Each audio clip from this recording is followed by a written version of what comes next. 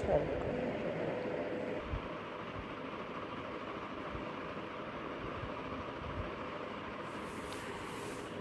बच्चों, आज हम बात करेंगे भारतीय दैनिक मौसम मानचित्र की फर्स्ट ईयर ऑनर्स के प्रैक्टिकल में।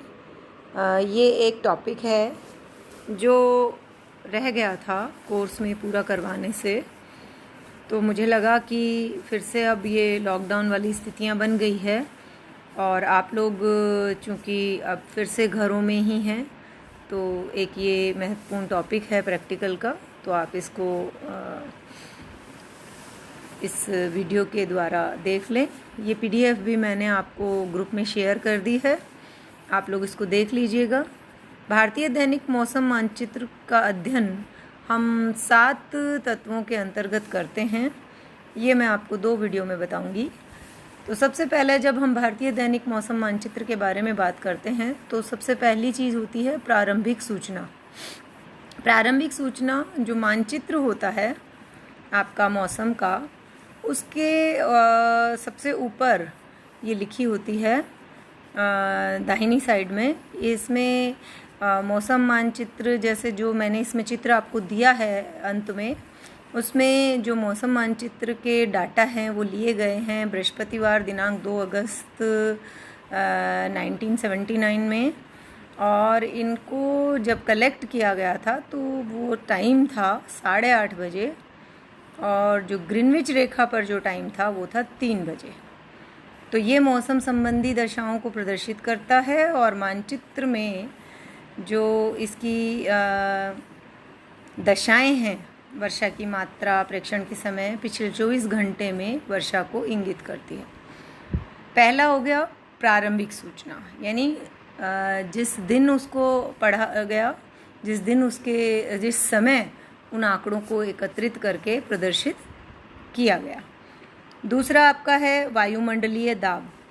अब इस मानचित्र में जो वायुमंडलीय दाब है उसको 2 तत्वों से दिखाया गया है, उच्च वायुमंडलीय दाब क्षेत्र और निम्न वायुमंडलीय दाब क्षेत्र। जो उच्च वायुमंडलीय दाब क्षेत्र हैं उनमें आप देखेंगे कि दाब जहाँ लिखा हुआ है जैसे 1008 मिलीबार, वहाँ पर आपको H लिखा हुआ दिखाई देगा, और जहाँ पर आपका 996 मिलीबार लिखा हुआ है वहाँ आपको दिखाई देगा L लिखा हुआ दिखाई देगा। तो H का मतलब उच्च वायुदाबीय क्षेत्र, हाई प्रेशर बेल्ट, और निम्न का वायुमंडलीय दाब क्षेत्र L का मतलब है लो प्रेशर बेल्ट। उसके बाद आपके समदाब रेखाओं की प्रवृत्ति क्या है कि वो किस तरह से बनी हुई हैं, समान दाब की रेखाएं किस किस क्षेत्र से। तो जब आप देखेंगे तो इसमें आपको वो रेखा जिन एरिया से गुजर रही है उन सारे एरियाज़ में उसी मिलीबार का वायुदाब है। जैसे मान लीजिए 1008 मिलीबार की रेखा कुछ राज्यों से गुजर रही है, तो उन सारे राज्यों में उस समय वहाँ पर दाब जो है वो उच्च है, और हवाएं वहाँ से हमेशा हवाएं जो होती हैं वो उच्च दाब से निम्न दाब की ओर चलती हैं। तो उच्च वायुदाब क्षेत्र जो होता है वहाँ से हवाओं का डायरेक्शन आपके लो प्रेशर बेल्ट की तरफ रहेगा। उसके बाद आपका आता है दाब प्रवणता। दाब प्रवणता भी आप देखेंगे तो इस मानचित्र को जब आप देखते हैं तो आपको दिखाई देगा कि उत्तरी और पश्चिमी बंगाल की जो खाड़ी है वहाँ समदाब रेखाएं थोड़ी पास पास हैं, और इन भागों में उत्तरी भारत की तुलना में दाब अधिक है। यानी जहाँ समदाब रेखाएं पास पास होंगी वहाँ पर जो दाब है उसकी प्रवणता अधिक रहेगी। उसके बाद आपका पॉइंट आता है, ये देखिए, इसमें आपका पहला आया प्रारंभिक सूचना, दूसरा आया वायुमंडलीय दाब, और अब तीसरी बात करते हैं हम पवन। तो पवनों की दिशा कैसी होगी? पवनों की दिशा जो है वो आपकी दक्षिणी पश्चिमी मानसून पवनें जो हैं वो आपके चलती हैं। पश्चिमी तट और पश्चिमी मध्य प्रायद्वीपीय भारत में पवनों की दिशा मुख्यतः पश्चिमी है, और पूर्व तट एवं बंगाल की खाड़ी में जो मानसून पवनों की दिशा है वो दक्षिण पश्चिम है। तो यानी आपकी जो पवनों की दिशा होगी वो किस तरह से होगी कि आप इसको दाब से भी देख सकते हैं कि जहाँ हाई प्रेशर बेल्ट है वहाँ से हवाएं जो हैं वो लो प्रेशर बेल्ट की तरफ चलेंगी। तो मानसून काल में समुद्रीय क्षेत्र में उच्च वायुदाब रहता है और वहाँ से हवाएं आपके चूँकि तापमान धरातलीय क्षेत्रों में अधिक होता है तो वहाँ तापमान में जब ज़्यादा होगा तो आपका वायुदाब कम होगा। ये विपरीत संबंध होता है दोनों में।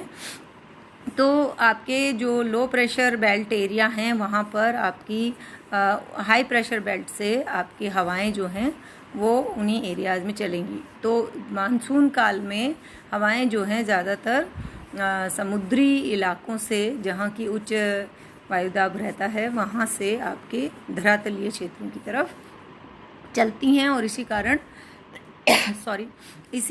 इसी कारण इन क्षेत्रों में इन दिनों वर्षा का जो रेशो होता है, वर्षा की मात्रा जो होती है वो अधिक होती है। अब पवनों का वेग जो होगा वो किस तरह से होगा कि पवन जो हैं वो अरब सागर के दक्षिणी भागों में जो वायु वेग है वो बंगाल की खाड़ी, प्रायद्वीपीय भारत, बंगाल की खाड़ी और अरब सागर से दक्षिणी भागों की तरफ वायु वेग जो है वो अधिक है। और विशाखापट्टनम केंद्र पर जैसे थोड़ा सा अल्पबल झंझा, अब ये जो कुछ झंझावात या कुछ इनको जिस रूप में दिखाए जाते हैं, कुछ सिंबल्स बनाए जाते हैं, तो आपकी प्रायोगिक भूगोल की किताब जो मैंने आप लोगों को कहा था कि आप लोग ले लें, उसमें आप देखेंगे कि मौसम प्रतीक नाम से एक पूरा डायग्राम का उसमें बना हुआ है। तो आप लोग उसमें से आपके कुछ जो जनरल सामान्य भाषा में हम लोग बात में मौसम प्रतीकों की बात करते हैं, जैसे वर्षा है, बादल पानी से भरे हुए हैं या खाली हैं, वर्षा वाले बादल हैं या कपासी बादल हैं, बादलों के प्रकार भी उसमें दिए हुए हैं। फिर पवनों का वेग जो है वो किस तरह से काउंट होता है। फिर आपके उसमें जैसे तूफान है तो धूल के बवंडर को कैसे दिखाया जाता है, ओस को कैसे दिखाते हैं, कोहरे को कैसे दिखाते हैं, ये सारे मौसम मानचित्र में आपके दिए हुए हैं। तो आप इन सब को भी जब भी मौसम मानचित्र का अध्ययन करें तो इन सारे प्रतीकों का ध्यान रखें और इन प्रतीकों को भी थोड़ा थोड़ा सा पढ़ लें।